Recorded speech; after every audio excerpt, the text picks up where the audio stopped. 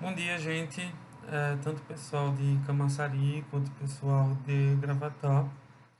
Eu estou fazendo esse vídeo, pessoal, com o intuito de realizar um feedback geral dessas avaliações da segunda VA, né? E deixando bem claro logo que eu vou fazer aqui algumas considerações sobre as atividades, muito mais em relação não à análise das entrevistas que vocês realizaram, né? No âmbito da disciplina de História Oral, mas fazer um apanhado geral no sentido de tentar problematizar um pouquinho mais a própria elaboração das entrevistas de vocês. Primeiro eu quero deixar bem claro que essa análise é uma perspectiva minha, né?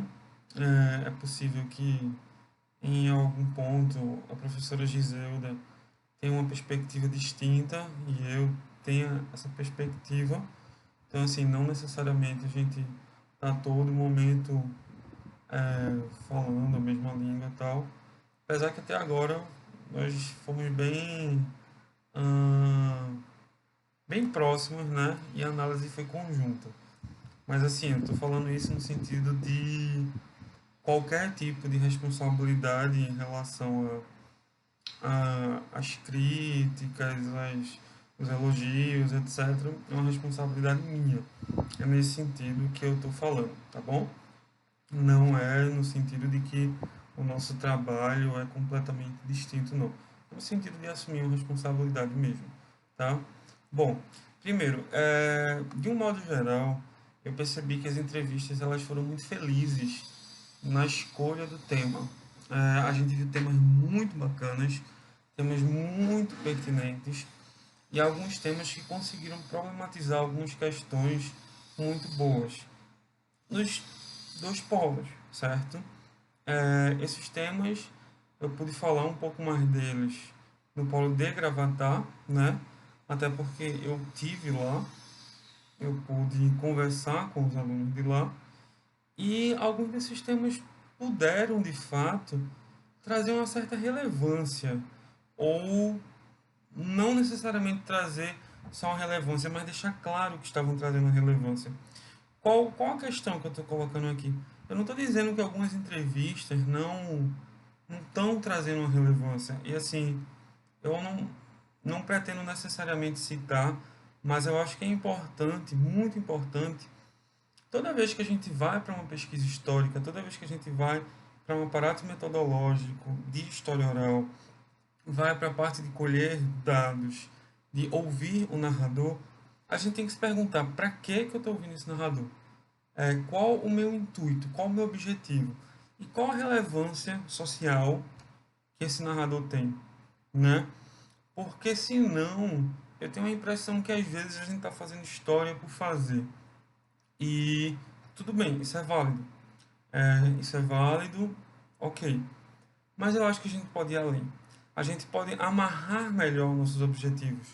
Eu sei que essa não foi uma disciplina de metodologia da história, não foi uma disciplina de teoria da história, não foi uma metodologia de artigo acadêmico, de, enfim, de TCC, mas é importante, gente, ainda assim, sendo uma disciplina de história oral, a gente colocar um sentido naquilo que a gente está fazendo. E nem todas as entrevistas elas tiveram esse sentido evidente. E aí é importante a gente se perguntar: se não fosse eu que estivesse entrevistando aquela pessoa, se eu fosse simplesmente uma pessoa comum, eu teria interesse de estar ouvindo aquele relato, sabe? Qual a problemática que aquele relato está suscitando para mim, né? Não é que o relato em si ele não está necessariamente suscitando uma problemática. Quem vai levantar essa problemática é o historiador ou a historiadora, fato. Mas o relato ele vai te permitir hum, montar, né, essa problemática. Ele vai te permitir sustentar essa problemática. E eu percebo que algumas entrevistas ficaram um pouco, né, qual é o foco? Qual a problemática? Então, eu acho que isso merece ser repensado. Ahn, Existiram temas muito relevantes, não no sentido de relevância do tema somente, mas de como eles foram colocados. É, Existiram aí a questão da participação feminina em corpos militares, que eu achei incrível. Existiu a transformação, inclusive, de corporações militares com o tempo, também achei bacana. Existiram questões envolvendo seca, de pessoas que, enfim, viveram um período bacana. Existiram questões envolvendo trabalho infantil, que, enfim, também foi muito legal. Existiram questões envolvendo a transformação econômica, também legal. Estou falando assim por alto e não quero citar necessariamente os nomes, porque, como é um feedback geral, eu acho isso um pouco antiético. Mas eu tenho certeza que, enfim, as pessoas, cada uma vão é, como é que eu posso dizer, antenar no que eu estou falando. E quero deixar que, apesar desse feedback em relação a essa problemática não ter ficado claro em muitos trabalhos, esses que eu falei agora foram os que eu gostei bastante. Existiram outros, mas eu não estou lembrado agora. Isso não foi um ponto crucial no sentido de valorar a nota, né? Porque a gente, enfim, eu acredito que a gente não deixou isso tão claro, e como não é uma disciplina de metodologia, etc e tal, eu acho que a gente foi um pouco mais generoso nesse sentido, tá? Mas é importante pontuar isso, deixar isso muito claro, para que no futuro isso não se torne um problema para vocês, tá, gente? Porque independente da disciplina ser de história oral, ser de metodologia, a gente está fazendo historiografia. Historiografia é uma coisa só, né? A gente não vai na hora de fazer um TCC dizer, ah, mas eu paguei uma disciplina de história oral ou eu paguei uma disciplina de medieval. Não, é tudo historiografia, né? A gente tá vendo isso em disciplinas, né? Mas a gente não pode criar esses recortes de um modo absurdo, né? Isso aqui é tudo um conjunto. A gente vê em disciplinas para tornar a coisa um pouco mais ordenada na cabeça. Mas isso deve ser norteado por uma lógica geral. Enfim, não valeu no sentido de pontuação como grande coisa, ou seja, não se sintam prejudicados se de repente vocês viram as notas de vocês um pouco mais baixas, não foi por conta disso, tá? Mas eu estou pontuando, deixando bem claro, para que vocês reflitam sobre isso e que no futuro vocês tenham menos problemas em relação a isso. Até porque isso é o fundamento de qualquer trabalho. Eu sempre bato na tecla em relação a isso. Quem foi meu aluno aí de segundo período, de quarto período, de teoria também, pessoal de Camaçari em teoria, pessoal de Gravatá, PCC1 ou for PCC2, todo trabalho tem que ter um problema. Se não tiver um problema, não é um trabalho. É um trabalho que se desmancha, sabe? Então, assim, você pode ter um trabalho de 500 páginas cheio de informações, sabe? Mas se não tem um problema, não é um trabalho. É, o trabalho precisa ser sustentável, sabe? E assim, às vezes um trabalho pequenininho, sabe? Aquela coisinha que a gente parece que é xoxa, sabe? Vem com uma questão tão desgraçada que você diz assim, bicho, o cara pra ter criado esse trabalho aqui, o bicho pensou, viu? Então, assim, isso é que a gente precisa ter sempre em mente. Tem um problema? Pronto. Então tá relativamente seguro. Depois vem outras questões, que é resolver esse problema, né? Mas aí a gente vê em outras disciplinas. Bom, ah, o maior problema, agora um problema que não é positivo no sentido historiográfico, mas um problema mais num ponto que merece uma crítica e um repensar, a meu ver, e que na minha análise fez com que muitas notas caíssem, foi a atenção em relação ao relato. Eu achei, gente, muitos relatos muito curtos. Muito curtos. E eu, assim, eu não estou dizendo, gente, porque pode parecer, né, estranho, pode parecer que a qualidade de uma entrevista fique dependente necessariamente da, da quantidade ou da duração dela. Não é isso. Não estou dizendo que uma entrevista de 8 horas vai ser necessariamente melhor que uma entrevista de 2 horas, de 1 hora. Não estou dizendo isso. Mas, gente, eu peguei transcrições que tinha uma página e meia com o parágrafo sendo duplo, sabe? E assim, estava notório que o aluno já tinha colocado parágrafo duplo para preencher, né, páginas. Porque se ele tivesse colocado parágrafo simples, parágrafo e meio, provavelmente daria uma página. Gente, vamos pensar que assim, a gente tá chamando uma pessoa, tá entrevistando uma pessoa, tá tomando o tempo dela, tá tomando o nosso tempo. Essa pessoa viveu alguma coisa importante historiograficamente falando, que a gente está colocando importância nisso. E quando a gente coloca uma página de transcrição, a gente não está dizendo que a entrevista ou que nosso trabalho não está legal porque é curto, não. A gente está dizendo que a gente não tem um problema. A gente está dizendo que a gente não tem uma questão. A gente está dizendo que a gente não tem propriedade para questionar esse interlocutor da gente o suficiente para criar questões que façam que a entrevista dure 5, 10, 15, 20 minutos. Como é que a entrevista se acaba em 5 minutos, gente? Como é que a entrevista se acaba em 8 minutos? Sabe? Então eu fiquei assim um pouco confuso em relação a isso. E não estou aqui dizendo que quanto maior a entrevista, melhor. Mas o que eu estou dizendo é que não dá para a gente ter entrevistas curtíssimas. Porque além de não ter tempo para ouvir o narrador, para a gente se apropriar no sentido de colher um depoimento sustentável sobre determinados cenários sociais que a gente queira, né? Que não dê para a gente se apropriar de, enfim, uma dada realidade, da gente utilizar aquilo como uma fonte efetivamente, é uma coisa mais perigosa aí.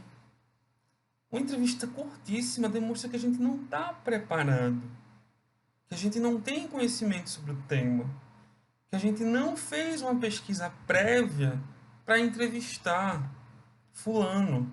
Porque se a gente tivesse feito entrevista prévia para entrevistar fulano, a gente ia ter munição para não fazer a entrevista durar 5 minutinhos.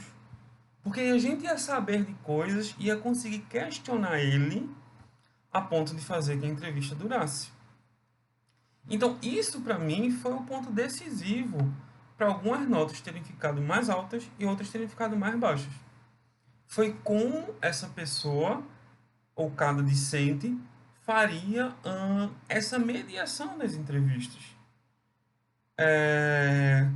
Aí você pode me dizer, professor, mas em 3 entrevistas, ou em 3 questões, eu já tinha a minha resposta. Aí eu digo, você não está sendo historiador.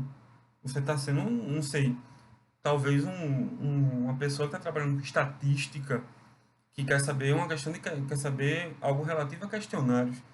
Porque se você é um historiador e você quer simplesmente respostas a perguntas dadas, você não é um historiador. Porque o historiador está ali para colher depoimentos que ele mesmo não conhece. A gente viu isso em aula, a gente viu isso nos textos, sabe? Quando eu entro na pesquisa, eu tenho que compreender que eu estou frente a um universo que eu conheço até uma certa parte. Daqui para frente eu não conheço. É para isso que existem as fontes. Qual o sentido de eu pesquisar história, de eu fazer historiografia, se eu conheço os resultados? Nenhum. Para que eu vou querer fazer pesquisa se eu já sei aonde a pesquisa vai levar? Não tem sentido fazer pesquisa. A pesquisa, ela tem que ser um abismo. A pesquisa tem que levar a algo desconhecido. Você pode ter até algumas sugestões, algumas ideias, claro, né? Porque ninguém vai partir do nada. Concordo. Mas assim, me pareceram que algumas entrevistas ficaram muito satisfeitas com algumas respostas e pronto. Não se procurou esse contato com o desconhecido.